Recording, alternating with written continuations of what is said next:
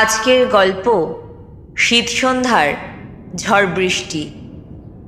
লেখক অশোক কুমার সেনগুপ্ত।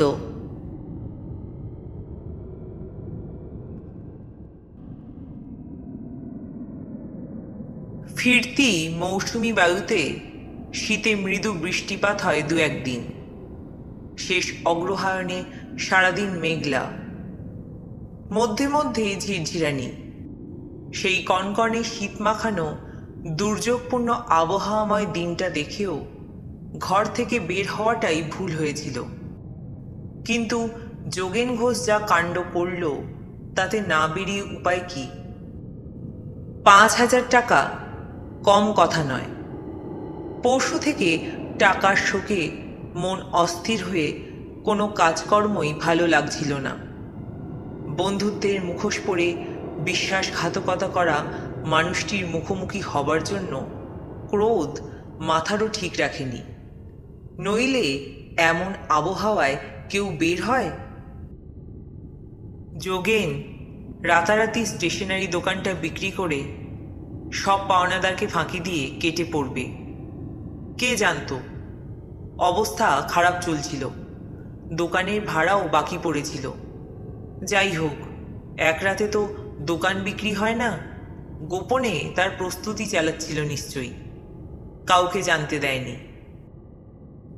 মহা ধুরন্ধর, অথচ তার সঙ্গে কেমন বন্ধুত্বের ভান দেখাতো। বাড়িওয়ালা জগদীশও কিছু বলেনি। সেও বোধ হয় টাকা পেয়েছে এ বাবদ। ৫,০০০ টাকা কম কথা নয়, উদ্ধার করতেই হবে। যোগেন যাবে কোথায়? নির্ঘাত গ্রামের বাড়ি। অনেক দিন আগে বন্ধুত্বের খাতিরে বাড়ি নিয়ে গিয়েছিল। সেই বাড়িতে ওকে ধরার উদ্দেশ্যেই আজকের যাত্রা। যাত্রাটা মোটেই শুভ হয়নি। দিনের আলোয় নামা যেত আমোদপুর স্টেশনে, কিন্তু দানাপুর ফার্স্ট প্যাসেঞ্জার ৩ ঘন্টা লেট করে বসল। তারপর বাস ধরতে হলো। কালো আকাশের জন্যে সন্ধেটাও চটজলদি নেমে পড়ল। রাস্তাটা মনে আছে, ভয়ের কিছু নেই। সোজা মাটির সড়ক, একটা জঙ্গলে ডাঙা, তারপর মাঠ পড়বে। মাঠ পেরুলেই গাঁয়ের ঘর। বাস যেখানে নামায় সেটা মোড় বটে রামপুরের, কিন্তু ঘর বাড়ি নেই, একটা চায়ের দোকানও নেই। আমের বাগান, তারপর খুদে জঙ্গল, যাকে বলে জংলা ভুঁই। মাটির সড়ক ওটাকে চিরেই বেরিয়ে গিয়েছে।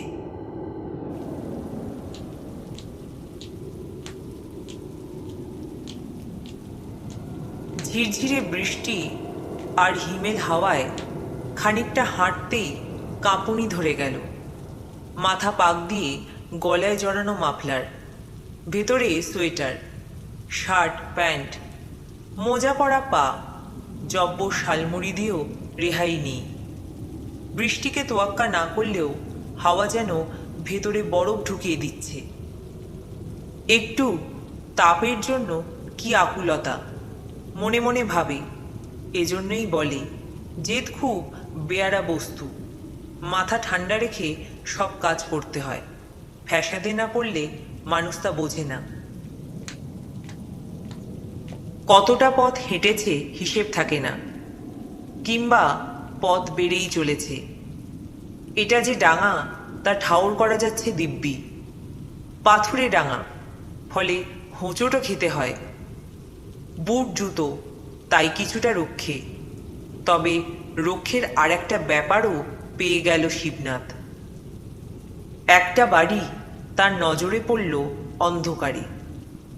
বাড়ি এদিকে তাহলে আছে। আগের আশায় যোগেনের সঙ্গে গল্প করতে করতে চোখ পড়েনি হয়তো। যাক, ভেতরে ঢুকে সে আশ্রয় নেবে, লোক নিশ্চয় আছে। দরজা ঠেলতেই খুলে গেল। ছাউনি দেয়া বারান্দার পরই ঘর। অন্ধকারে ঠিকঠাক ঠাউর করা যায় না। ঘরে চেয়ারে বসে থাকা মানুষটিকে সে দেখতে পেল।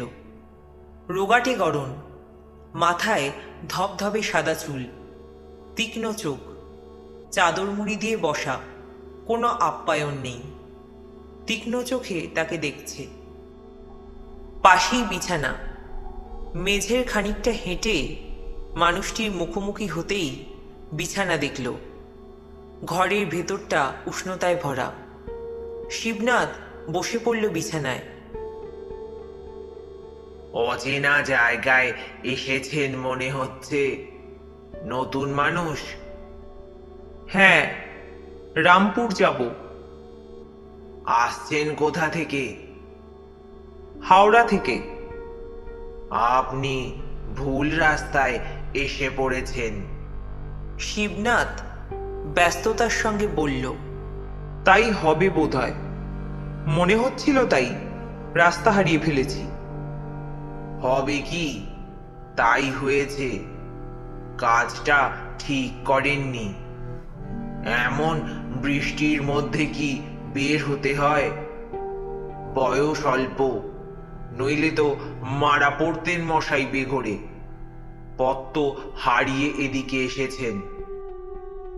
তবু তো আপনাকে পেয়ে গেলাম। তা পেলেন? ভদ্রলোক গায়ের চাদরটা ভালো করে জড়িয়ে নেন, তারপর বলেন, বিছানায় গুছিয়ে বসুন, জুতোটা খুলে। মনে হচ্ছে যেতে আর পারবেন না আপনি। কেন? বাহ, অন্ধকারে বৃষ্টি আর হিমে পথ চিনবেন কি করে? শিবনাথ কথা বলল না। কাউকে সঙ্গে দিয়ে যে পাঠাবো তার উপায় নেই, কারণ আমি একা। শিবনাথ বলল, বাড়ির অন্যান্যরা সব বুঝি নেই? লোকটা সে কথায় গেল না, বলল, তা রামপুরে কার বাড়ি যাবেন? যোগেন ঘোষ। আত্মীয়? না না, বন্ধু। এ ঘরের তাপ পেয়ে রাস্তার কষ্টটা যেন মুছে যায় শিবনাথের। বুক আবার হুহু করে ওঠে। 5,000 টাকা কম কথা? যোগেনকে পাওয়া যাবে কি না যাবে কে জানে। তবে ছেলে মেয়ে আছে, ওদের ছেড়ে যাবে কোথায়? বন্ধু যখন আগে জানিয়ে মোড়ের মাথায় থাকতে বলতে পারতেন। শিবনাথ এবার বলে বসে, যখন বন্ধু ছিল তখন বুঝিনি। লোকটা শট, প্রবঞ্চক। জানেন, রাতারাতি দোকান বিক্রি করে সরে পড়েছে। লোকের ধার শোধ করেনি। আমিও 5,000 টাকা পাবো, তার জন্য এসেছি। দোকান বিক্রি করে শুনেছি 60,000 টাকা পেয়েছে। শহরে রাস্তার ধারে দোকান, দাম হবে না? তা তো হবেই, তবে বন্ধুর বিশ্বাসঘাতকতা যে বললেন সেটা নতুন কিছু নয়। আসলে বন্ধুই তারা নয়, নকল বন্ধু বা ছদ্মবেশী বন্ধু বলতে পারেন। এ অভিজ্ঞতা আমারও আছে। বন্ধুকে বন্ধু খুন করে এ ঘটনাও জানি। আমারই সে বন্ধু। টাকার জন্য নিশ্চয়ই। আবার কি, আপনার তো 5,000 টাকা, সেটা ছিল মাত্র 300 টাকা। মাত্র 300 টাকার জন্য খুন? ভদ্রলোক বললেন, হ্যাঁ, সেই জন্যই তো বলছি আপনি কাজটা ঠিক করেননি। ওই যে বললেন যোগেন ঘোষ, এ অচেনা জায়গা, বিভুই, আপনাকে খুনও করতে পারে। বিশেষ করে ধরুন এমন রাতের মৌকা পেলে। শিবনাথের এবার ভয় করে। ঠিক কথাই বলেছেন। অনায়াসে আমোদপুর না হোক, আগে বোলপুরে নেমে রাত্রিটা কাটিয়ে এলে ভালো হতো। এই যে বাড়িটা পাওয়া গেল তাই রক্ষে। তা না হলে মাঠে ঘাটে পথ হারিয়ে কত যে ঘুরতে হতো। কি ভাবছেন? কিছু না, ভাবছি ভাগ্যিস আপনার এখানে আশ্রয় পেলাম। এই জায়গাটা মানে রামপুরের রাস্তার ডাঙাটা সম্পর্কে আপনি তো কিছুই জানেন না। ডাঙাটার দক্ষিণের ঢালটা সম্পর্কে কিন্তু এখানকার সবাই জানে। শিবনাথ আতঙ্কিত স্বরে বলল, কি জানে? একটা প্রেতাত্মার কথা, যাকে ভূত বলেন। একটা ভূত নাকি বাড়ি তৈরি করে লোককে আশ্রয় দেয়। নিশিকালে বাড়িটা থাকে, ভোর হতে না হতে উধাও। ভাগ্যিস ওদিকে যায়নি। যাকে ছাড়ুন ও কথা। বন্ধুর খুনের গল্পটা শুনবেন? মানে ওই 300 টাকার গল্পটা। শিবনাথ বলল, তা বলুন শুনি। ভদ্রলোক গায়ের চাদরটাকে ঢাকা দিলেন ভালো করে, বললেন, আসলে ভুল বোঝাবুঝির ব্যাপার। 300 টাকা হলে খুন হতো না। তবে 300ই হোক আর 3 লক্ষই হোক, গল্পটা বন্ধুর বিশ্বাসঘাতকতার, তাতে কোনো সন্দেহ নেই। কুলপুর গাঁয়েই দুজনের বাড়ি। ছেলেবেলায় একসঙ্গে খেলেছে, স্কুলে পড়েছে। তারপর চাকরিও ভাগ্যক্রমে একই শহরে। দুজনেরই সরকারি চাকরি, তবে বিভাগ আলাদা। যাই হোক, ঘটনাটা হলো গাঁয়ের জাদু ভট্টাচার্যের ভিটের গুপ্তধন নিয়ে। লোকটা ডাকাতদের কাছে ডাকাতির মালপত্র কেনে, এমন একটা কথা চালু ছিল। চাঁদু ভট্টাচার্য মারা যাওয়ার পর কোনো শরিক ছিল না। ভিটেটা তারা দুজনে কিনে নেয়, আধা আধি ভাগ করে নেবে বলে। সামান্য থেমে ভদ্রলোক বললেন, কি মশাই, শুনছেন তো? হ্যাঁ হ্যাঁ, শুনছি, বলুন। বুঝতে অসুবিধা হচ্ছে না তো? না না, অসুবিধা কিসের? না, অসুবিধা হলেই ভালো। আমি ছোট করে বলছি, বেশ রসিয়ে রসিয়ে কথাবার্তা দিয়ে আমি যে জমাটি গল্প বলতে পারি না তা নয়। কিন্তু কি ব্যাপার জানেন? বিশ্বাসঘাতকতার গল্প যত ছোট করে বলা যায় ততই ভালো। এ কি মশাই বলার মতো গল্প? মানুষের নীচতা আর হীনতা নিয়ে আদিক্ষেতা করতে কার ভালো লাগে? আসলে মানুষ মাত্রই ভালো, এমনটি না মানতে পারেন, তবে আমি মানি। মানুষের মধ্যে যে পশু থাকে তারা মানুষ নয়, তারা তো পশুই। আপনি যে গল্পটা বলছিলেন সেটা তো চাঁদু ভট্টাচার্যের ভিটে। হ্যাঁ হ্যাঁ, চাঁদু ভট্টাচার্যের ভিটে। ওই বাড়ির মাটি খুঁড়ে একটা ছোট্ট হাঁড়িতে ওই 300 টাকা বেরুলো। এখন স্বাভাবিকভাবেই দুজনেরই মনে হলো আরো হাঁড়ি আছে, আরো টাকা আছে, সোনার গয়নার হাঁড়িও থাকতে পারে। ব্যাস, শুরু হলো মনের ভেতরের দ্বন্দ্ব। একেবারে সরিয়ে দেবার মতলব করল এক বন্ধু অন্য বন্ধুকে। তারপর একদিন শেষ বাসে ওই মোড়ে নেমে ডাঙার ওই ঢালটাতে বন্ধুকে মেরে ফেলল। কি সাংঘাতিক! সাংঘাতিক ব্যাপার তারপরও আছে। খুনের পরও সাংঘাতিক ব্যাপার আরো আছে? হ্যাঁ, মাটি খুঁড়ে কিন্তু আর কিছুই পাওয়া যায়নি। বলেন কি? তৃতীয় সাংঘাতিকটাও আপনার শোনা দরকার, নইলে গল্প অসম্পূর্ণ থেকে যাবে। শিবনাথ শোনার জন্য চোখ দুটো বড় বড় করে খুলে রাখল। বন্ধুকে হত্যার প্রায়শ্চিত্ত করতে বন্ধুটি আত্মহত্যা করে।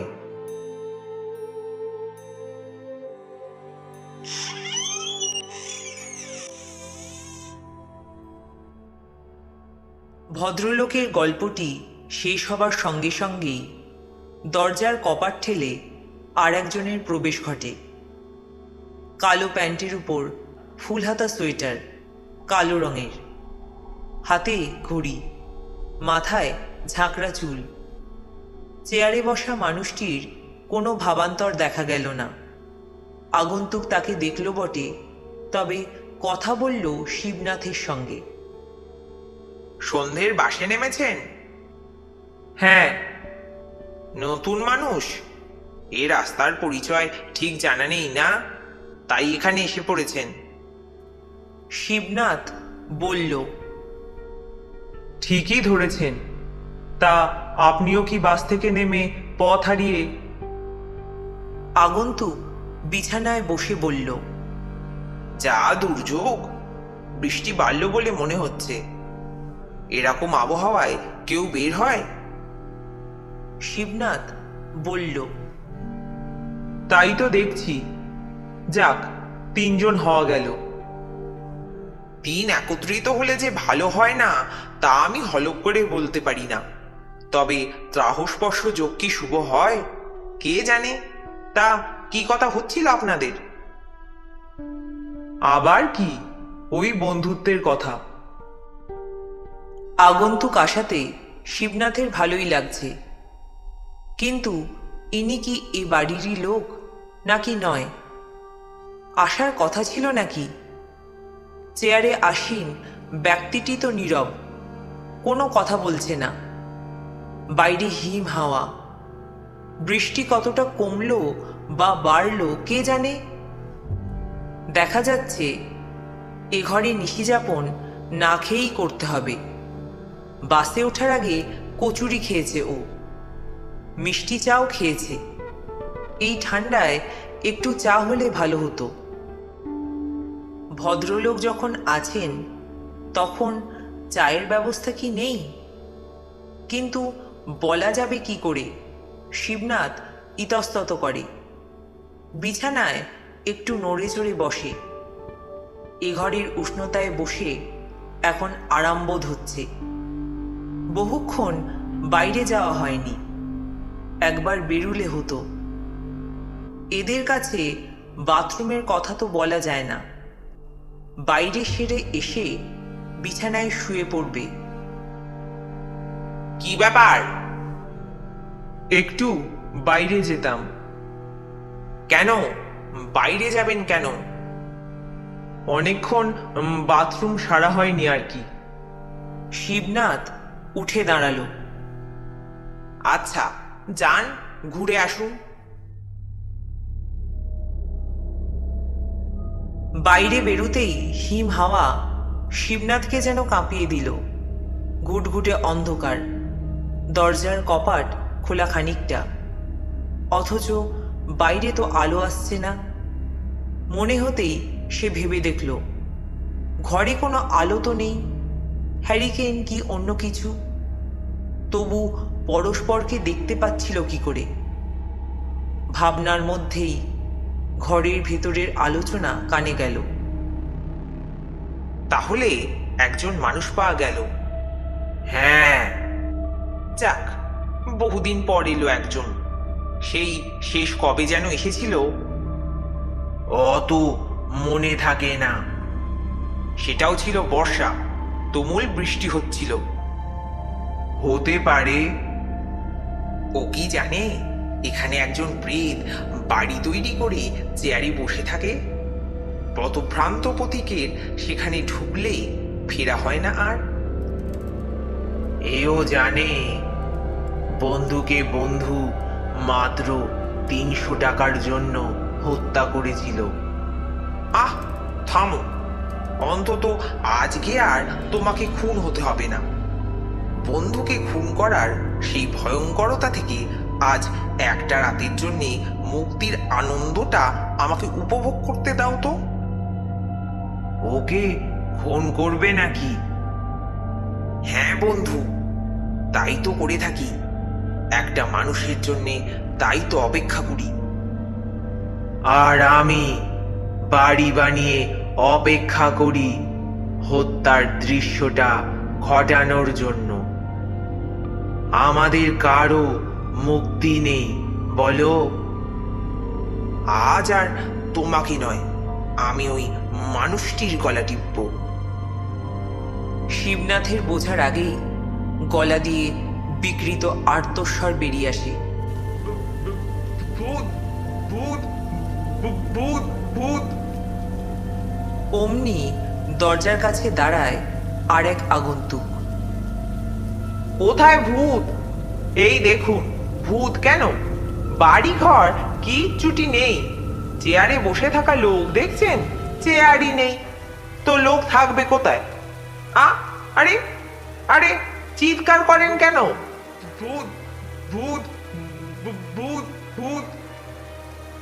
শিবনাথ দেখল বাড়িটা উধাও, কোনো লোক নেই, শুধু অন্ধকার আর অন্ধকার। সে ছুটতে শুরু করলো প্রাণ ভয়ে।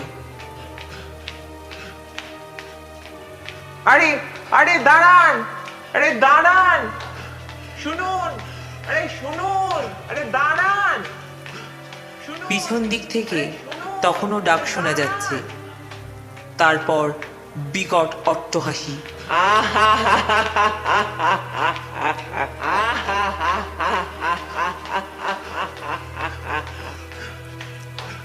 অন্ধকার কাঁপিয়ে বৃষ্টিধারকে দুলিয়ে যেন চতুর্দিকে সে হাসি ছড়িয়ে পড়তে থাকে। শিবনাথ ছোটে, দিক নেই, দিশা নেই, শুধু ছোটে। উঁচু নিচু পাথুরে ভূমি, তারপর ক্ষেত, আল, ঝোপ, কোনো কিছুকে তোয়াক্কা নেই। পড়তে পড়তে কোনো ক্রমে নিজেকে সামলায় বেশ কয়েকবার, তারপরই টের পায় টর্চের তীব্র আলো তার উপর পড়ছে। চেতনা ফিরে আসার পর শিবনাথ দেখে সে ঘরের মধ্যে শুয়ে আছে, হ্যারিকেন জ্বলছে, ৩-৪ জন তাকে ঘিরে দাঁড়িয়ে আছে। চোখ খুলে বন্ধ করে, তারপর আবার চোখ খোলে। কে আপনি? শিবনাথ। নতুন লোক মনে হচ্ছে। হ্যাঁ, রামপুর যাচ্ছিলাম। তা রামপুর সে এদিকে কোথায়? ভাগ্যিস টর্চের আলোয় চোখে পড়ল। আমি ওদিকে পাকা ধানের মাঠ জলে ভাসছে, তাই আল কেটে জল বার করতে গিয়েছিলাম। কিন্তু আপনি ওদিকে এলেন কি করে? ওই ডাঙায়। ও, শ্যাঙাত খুন ডাঙা। যাক, খুব বাঁচা বেঁচে গিয়েছেন। শিবনাথ আর রামপুর যায় না, হাওড়া ফিরে আসে। ৫,০০০ টাকার চেয়ে নিজের জীবনের দাম নিশ্চিত কিঞ্চিত বেশি।